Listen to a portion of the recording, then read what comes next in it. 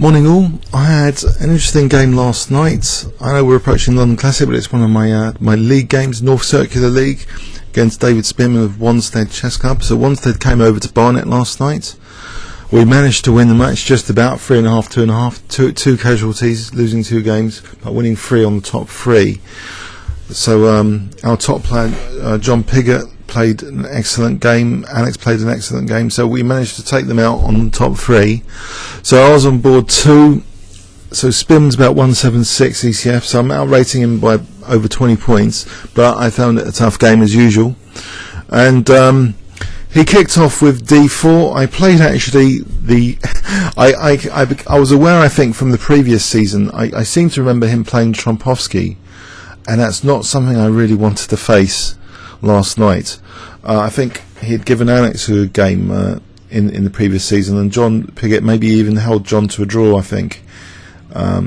So very resourceful player, and I wanted to get him out of the comfort zone of the opening, so I played actually F5. I thought this kind of annoys the Trompovsky player a little bit, because the bishop, might be a subject for attack if it comes out now. With later, after preparation, H6s and G5s maybe. So, is this how to annoy a Trompovsky player? I don't know. You tell me. I think it might be. Okay. So, G3. And he had a surprise little weapon himself, actually. So, Bishop G2 against this system. He said after the game, this confuses a lot of players, to play Knight H3. I thought it's a logical move, actually, because if I ever want to play the standard like D6 and E5, I thought, well, D5 and this Knight F4 is going to clamp on E6 square. And then if I ever, if there's always the en passant option if E5, or sort of unleashing the bishop if D takes E6. So I thought Knight H3 is an interesting idea. Okay.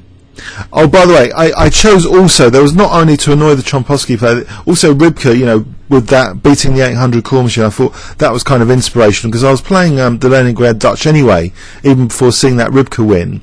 But it's just this kind of reassurance that the Leningrad Dutch, if you play it well and you don't get positionally murdered, you can have a potentially good attacking system here built up, a sort of accelerated king's engine in a way, because your f-pawn's ready to roll. And pierce, the king's side if necessary, later if given the opportunity. So anyway, Bishop G7. So we both castle, and now C4. Okay, I was wondering maybe he played C3 and trying to annoy me on this diagonal, but C4. Now, after the game, John Piggott, who's like 229 ECF, so basically a lot more authoritative and stronger than me, and probably I'll ever be. He was going that C5 was perhaps an inappropriate plan for the knight on H3. So maybe D6, just allow this D5. Rybka thinks it's no big deal, actually, D6, D5, knight F4, because there's always like knight A6 and C5 as well. If white wants to give up, the dark squares, there's concessions along this diagonal as well. So maybe it's not such a big deal to play D6 here. Alex was also saying this is quite theoretical, actually, this position. Maybe some of you guys know the theory of it, that this particular position here. I don't know how many of you are familiar with this. I think there has been a lot of theory on it. It's a logical idea, this E6, kind of possession control. And I've lost in the past when people have done like an exchange sack on E6 and other stuff, and then blasted my king side to bits. So it's kind of worrying, the whole thing. So anyway, I play C5 because I have this idea, actually, that... Also, I've seen this Nakamura game recently in the Leningrad Dutch, where the bishops, they were like this on the queen side, attacking the queen side, and it was a very exciting Nakamura game. So I was aware that you could also use the Leningrad for queen side pressure as another idea. So that's why I was a bit biased towards C5 here. Okay, and also I noticed that if D6, this isn't so exploitable. If I can get knight A6 to C7 in, and then maybe there's even plans of A6 and B5, rook B8, that sort of thing. So anyway, D6, and now I play my plan. Knight A6. I want to seal this E6 square, and now I was very surprised, very relieved with this next move, because I really expected knight f4, because g5 is not going to be a big deal. I'll weaken my king, you know, maybe knight d3, and then later e4, and then try and use the e file, and then try and re-establish, you know, knight f4 to e6 if given the chance. So I was really pleased seeing this next move, f3. Of course it weakens the diagonal. Okay, the knight's given f2, it looks a bit cozy, but I just thought, hold on a sec, e6 is not a problem here. Knight c7, you know, maybe, you know, a6 or b5 or even e5, then I really have got an accelerated kind of King's Indian attack formation. So knight c7, I was really happy here. And Rybka's starting to like black actually. After e5, takes apparently Rybka's technical evaluation goes up for in black's favour now after d takes e6. So maybe he should have maybe kept it closed, maybe e4. Okay, but he took, and now we do see this queenside pressure. You know, these guys are all under pressure, and I'm thinking also this theme, which, you know, this recent video annotation about one of the tournament games on the weekend about issuing a parking ticket. I was wondering, you know, let's not just focus on the king. Let's see, you know, are there loose vulnerabilities here to pick on? But it turned out there was something which was a loose vulnerability, but it was nearly related to the king actually. So this idea of looseness, I think the subject of looseness itself has been brought up by Ralston. I think someone was mentioning this concept, looseness. So white's a bit loose, but it's because also my pieces and activity is strong here. These bishops are kind of you know, potentially raking down these diagonals now. Okay, so queen d3, and I further liberate now. It seems to be a logical move. Doesn't weaken my pawns too much on the queen side, and my bishops are at full pelt now, you know, hitting a2 and b2 now after these exchanges. So knight takes d5. I really loved my position here. I should say also, sorry, there's something psychological at the start of the game. I remember thinking, you know, when you play a lot of online chess, I actually liked you know, the lighting the board and everything at the start of the game. This sense of calmness at the start, you know, if you can get that at the start of the game, I think that often helps me actually. It's a small thing to mention, but if you can sort of like the aesthetics of your board and location when you're playing, that I think that helps for me produce a more exciting and original game. So I do like our Barnet venue a bit, but it did get actually very noisy later because it's the Barnet Conservative Club. But aside from that, you know, I was enjoying this game immensely, and I really liked my position now. And things got very interesting now. He played actually e4, and I had a long thinking considerations here about all sorts of things. So let's see. One of the things I was looking at, actually not here, pardon me, knight b4 seemed exceptionally logical now to invite the exchange of queens because of this, you know, huge pressure on the queen side. I didn't mind at all the exchange of queens. You know, a3, knight c2 to d4, it looked wonderful. So he played queen e2, but here is where I was thinking, you know, maybe it's not so clear cut. What concrete stuff have I got? White's got the option after this queen e2, obviously, to take, and then the bishop's loose. And also I was a bit wary about f4 and e5. For example, I was looking at queen f6 and maybe f4. And now imagine this scenario where e5 is played. So say rook d8, e5. So you'd be closing in this bishop. You'd be extending the scope of this bishop. And this kind of position, you know, he's getting back in the game. He's justifying his knight. It's actually protecting d3. You know, maybe he chases me back, and it starts to look pretty good for white. That's what I wanted to avoid. So I was a bit concerned about allowing this idea of f4 and e5. And also, furthermore, say queen f6, we have f4 and I take on e4. Then again, you know, knight takes e4 here, and look, this pawn might be a vulnerability. I know there's potential checks, but you know, there's bishop e3s, etc. But again, you know, white could be extended in scope, and I would have nothing clear cut. And if he can unravel his queenside and sort out this bishop, and then a rook d1, white's going to be fine. So I was a bit conscious of this. I thought, is there anything concrete here? I've got nice piece of activity. It would be a shame to waste this position. And I noticed something kind of cunningly tactical actually here to try and win an exchange. I noticed a potential skewing diagonal if I gain access to this square with bishop c4. So I took on e4, and now whatever way white takes, it's not particularly pleasant. If he takes with his queen, you know, that doesn't look too pleasant to me, because okay, if bishop f5 there's queen c4 check, fine, but maybe just bishop d5. And then, you know, I'm hitting f3. It looks very, very pleasant for black here. This bishop, you know, is good at gaining another tempo. Then maybe queen somewhere, and then rook e8. It looks very, very active for black. And if he takes with a pawn, it would be an isolated pawn. You know, I'd have nice blockading square on e5. So he took with the knight, and this allowed a seemingly very, very cunning tactic, even by my tactical standards. Alex said that he completely missed this when he was on looking the game. I wonder if you can spot the idea.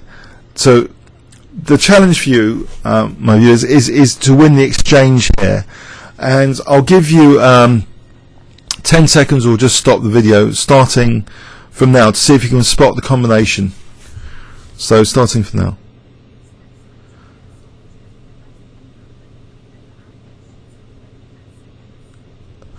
Okay, I play check, so give yourself a few points if you saw this. It's Rybka checked, actually. This just before I'm showing you this. It was actually a sound continuation, although not the most accurate follow-up. Okay, so he plays bishop e3. Now, do you spot the next move? So you're trying to win the exchange. So 10 seconds now.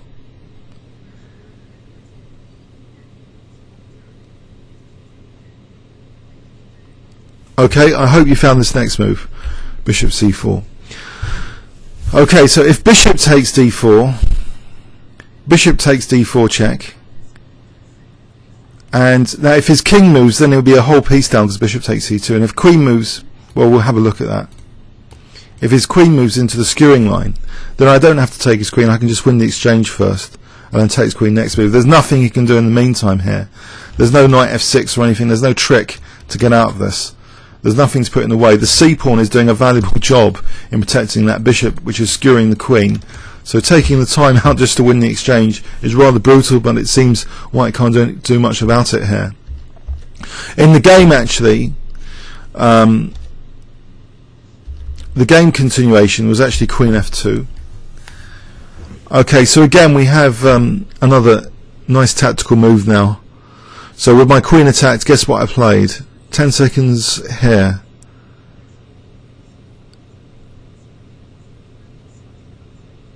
Okay, again the skewering idea works. Bishop takes f1. Doesn't matter about my queen getting lost to the skewer, because bishop takes d4, the queen's not going anywhere. I'll be winning the queen back. So I've just won the exchange. Knight takes c5. Here I play a less than accurate move, but still a reasonable move. There's two good moves here. What would you choose here? If I give you 5 seconds. Okay, the best move technically is just queen takes b2. I don't know why I didn't just play that. Queen takes b2, just winning, being a clear exchange up, not even for a pawn or anything. Clear exchange up, queen takes b2. But no, I play a more sort of flashy move. I play knight c2. So if queen takes c2, queen takes e3, and it's all falling like a pack of cards, you know, rook c8, this knight's going to be pinned. So he actually takes on d4, I take on d4, he takes on d4, and we get a position I'm just exchange up for a pawn. And now I don't mind losing my b7 to get a rook on the 7th. I play rook ac8. Now the rest should have been a matter of technique, but you know, I at one point I make a horrific blunder, which wasn't exploited thankfully, but he only had like minutes on his clock at that point. So knight d3, rook c2, okay, rook on the 7th. So rook f2, I think the best move is checking where rook is. It's just a natural looking move as well, rook fc8. It doesn't matter about the king potentially coming out, because the king is actually tied out to g2 if say, you know, I'm taking and check. I don't have to worry about king e3s, and given that's the case, this would have secured the rook on the 7th rank. But no, I start messing around. I play instead rook d8. Okay, like here's an example variation of rook fc8, how clear it would have been. Check, rook d2, so I'm just been mopping up these pawns, and the rook's cutting off the king. Very good endgame just to cut off the king. So say bishop e4, then knight f5, and things are starting to drop off now. Okay, but no, I kind of play inaccurately. I play rook d8. So after bishop f1, and now I start getting a bit crazy. I don't want to liquidate the pawns. We've seen that as an instructive lesson from another video. But guess what? I was tempted with f3, you know, as an outpost for my knight, you know, playing like this to get f3. So I played g5, which does risk, you know, losing a lot of pawns and having a draw, you know, inflicted on me in some horrible way. But anyway, yeah, I start weakening my pawns for some weird reason. Bring my king up away from the light squares anyway, to avoid any tactical disaster like that. So the rooks came off here. King f2. Okay, now my knight returns back. f4, and I'm getting a bit concerned. I don't want to create like you know, a dangerous passed pawn or a strong outpost square. I wanted to undermine f4 when I've got a chance. I don't want to play g4. That would be a way of maybe losing both pawns and white having two connected passed pawns with a strong knight on e5. So I wanted to avoid that at all costs. That's why I took on f4 here. After the knight takes, I just move my king to h6. h5 is vulnerable. Okay, a3, he regretted that after saying it just created a weakness, which is true. It's a blockadable pawn now. If I ever get knight b3, if the knight's not moving from there, then I can start victimizing this pawn. So knight b3, he plays knight d3. So rook c8, my plan is just to get to the 7th, try and pick up this pawn, or maybe even knight c1's first or something, or maybe b6 and knight c5. There's various ways. I've got to try and win a pawn here. I thought I'd gain a tempo and cause some annoyance with this check, because the king's cut off from these two squares. So b6, just wait. Okay, what does white want to do here? I thought another pawn on different colour to the bishop, like these Coulson waiting moves, which I remember a lecture on in the endgame. You know, just waiting moves. Sometimes be a bit patient, prepare your endgame properly. You don't want the bishop to have exploitable targets on the same colour. It's colourblind, this bishop, on the dark squares, using that fact. So b6, knight f4 now. Okay, back to try and victimise these pawns now. Rook c8. Okay, everything's going smoothly, isn't it, so far? He plays bishop d3, and now look, I've got a path, haven't I? Rook c1, rook a1, rook a2. Is that the ideal implementation, would you say? Because visually, if you imagine a rook here, isn't it on the skewering line? A skewer. Bishop's on a light square. Talking about light square liabilities, that would be a light square liability, wouldn't it? A rook here for a bishop skewer. Unless there was a tactical reason, which maybe I would think that would be good, because otherwise it would be winning this pawn, and that would spell the end of the game. Once I win these two pawns, this pawn's going to be running, or this pawn. So this is the idealism. The thing is, it's not an ideal implementation in itself, because you have pieces on the light squares here with a light squared bishop, and ideally, it's maybe even winning, this pawn without putting both pieces on the light square. Now you may wonder why I'm waffling on about this. Well, because there's a potential disaster in the making here. Rook c1, so he plays instantly king e3. And I'd be annoying again. I get another tempo. I throw in a check first, and then return back to a1. So I'm trying to implement this plan. And I think there might be a tactical reason to temporarily put both my pieces on the skewering line, on the self-skewer. He plays actually bishop c4. So he's successfully defended against rook b1s, yes? We can say that. And also, it occurred to me tactically, actually, couldn't I play rook a2 here anyway? Because if bishop takes b3, this rook takes b2 check. I'm winning the bishop. Yeah? Here's the idea. Rook a2, I just had a look at this, and I thought, hang on, this doesn't work. Because of check and I'm winning the bishop. Fine, end of story. It's not the end of the story. I wonder why if you can see why this is a monumental mistake. And actually the best move is to exploit the weakness of the last move, which was to take away the protection of b1. Rook b1 was playable here with the very same idea, but with these pieces not being on the colour visual square of the bishop, which is the light squares. Try and keep like these pieces, you know, away from the light squares if the opponent's got a light square bishop. But no, I self-skewer myself. It's like summertime. You know, here's a skewer with all my pieces on it. You know, eat this. Okay, I play rook a2.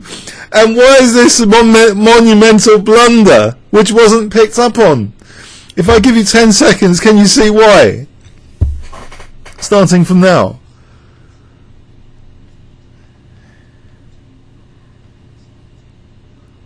Okay, I've just given him a lovely skewer of my pieces on it. He could have just played knight d3 and the evaluation shift. It's all in white's favour now because I'm dropping the whole piece. This is a disaster. If rook a1 bishop takes b3, the knight, by defending b2, is just going to pick up material next move. What does black do here? I'm wondering actually why Rivka didn't think knight c1 was maybe the best move. Let's just engine check this. So a huge evaluation swing here if this knight d3 had been played. He only had a few minutes on his clock though. So the best move, if knight c1, okay, you could just take, okay, so knight takes b2. This is still massively in white's favour because the knight's also trapped, isn't it? It gets even worse. Bishop b3 and the poor knight's trapped. Oh, this is plus 4.89 for white, this position. Now this would have caused sleepless nights, this casual blunder here. So despite all those efforts for prophylaxis, putting things on dark squares, I ended up putting my two most precious assets, my two major pieces, on light squares for one moment in the game. But that was enough to lose this game if my opponent had been alert enough. For some reason he trusted me. I think there's a benefit of having a higher grade. People start trusting you. You're still blundering like crazy. You're still human, but people trust you. I think this is one of the common reasons why there's a statistical bias towards people with higher ratings. The lower rated players, they're not on the lookout for huge blunders from their higher rated opponents. They trust their opponents. Once you have trust, it's difficult to beat someone if you trust them as an authority. You're going to trust any sacrifice they make or any blunder you're not going to pick up on. This was a gigantic blunder, this rook a2. Only in one aspect only, it's clever. In the bishop takes b3 aspect. Knight d3. Winning. So, with a great sigh of relief, I noticed that while I was thinking, he played actually bishop f7. I thought, blimey. I've been let off the hook here. Okay, but I have got this problem here, but I can always sack this pawn to cripple this pawn majority. So I take on b2 and I sack the pawn. I thought, you know, it'd be harder if he plays g4. It'll take time to like win that. There's still some problems ahead, but it's at least better not losing material in that unfortunate manner, the self-skewer. Okay, so I don't mind the self-skewer here though, rook a2, because I do actually calculate that knight d3 is not effective here. You know, bishop takes b3, rook a3, and I'm picking up the bishop. There's nothing clever there. Fine, the self-skewer works here. It all depends on the position, I know. Bishop e6, I take on a3. So I've got my runners ready to run. And now I love the, you know, cutting off the king. The beauty of the rook is emphasized here. Cutting off the king. And also threatening rook f3, so his move defended against rook f3 check. So he's tied down. I start the pass pawns off. Bishop e4. It's going to take a long time for him to do anything with this pawn, and with his king cut off it doesn't seem that practical. Bishop b3. Okay. He attacks the rook. I considered sacking the exchange with a4, but I thought best not to. Just play rook c3. And here he resigned. He only had about like a minute left. So it's a bit of a dramatic game with a twist at the end that the horrendous blunder, it wasn't picked up on. The Leningrad Dutch, if we go back and quickly review this, it was partly a choice to avoid the Trompovsky player, partly because Rybka played it, partly because I've played it before with some success.